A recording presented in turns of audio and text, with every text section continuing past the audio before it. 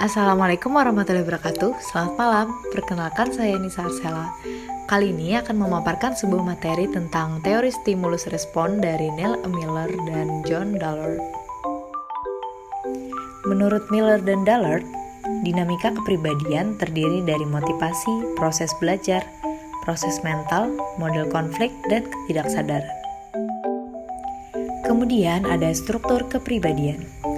Kebiasaan atau habit adalah satu-satunya elemen dalam teori Dallard dan Miller yang memiliki sifat struktural. Habit adalah ikatan atau asosiasi antara stimulus dengan respon yang relatif stabil dan bertahan lama dalam kepribadian. Itulah sebabnya ia disebut sebagai sebuah kebiasaan.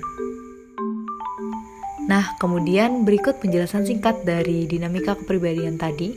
Yang pertama ada motivasi dan dorongan atau motivation and drives. Dallard dan Miller sangat memusatkan perhatiannya pada motif-motif penting seperti kecemasan atau dorongan. Mereka mengukuhkan bahwa bukan hanya dorongan primer yang diganti oleh dorongan sekunder, tetapi hadiah atau penguatan primer yang ternyata juga diganti dengan hadiah atau penguatan sekunder. Lalu, dinamika kepribadian yang kedua ada proses belajar. Sebagian besar dorongan sekunder yang dipelajari manusia dipelajari melalui belajar rasa takut dan kecemasan. Yang ketiga ada proses mental yang lebih tinggi. Proses mental yang lebih tinggi ini terdiri dari 4 macam bagian. Yang pertama ada generalisasi stimulus. Semakin mirip stimulus lain itu dengan stimulus aslinya, maka peluang terjadinya generalisasi tingkah laku, emosi, pikiran, atau sikap akan semakin besar pula. Yang kedua ada reasoning. Reasoning ini memberi kemudahan untuk merencanakan, menekankan tindakan pada masa yang akan datang, serta mengantisipasi respon agar menjadi lebih efektif.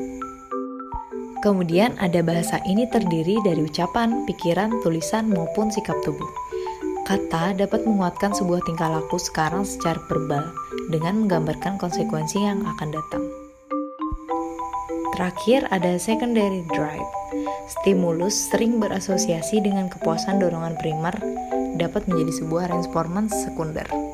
Semua drive sekunder dapat dianalisis asosiasinya dengan drive primer. Lalu, dinamika yang selanjutnya ada model konflik. Menurut Dallard dan Miller, konflik membuat orang tidak dapat merespons secara normal. Yang terakhir ada ketidaksadaran.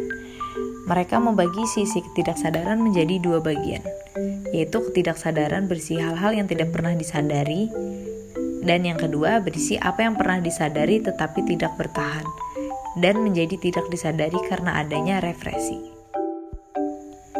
Selanjutnya ada perkembangan kepribadian menurut Dallard dan Miller. Ini terdiri dari perangkat innate response sederhana dan primary process. Yang kedua ada konteks sosial.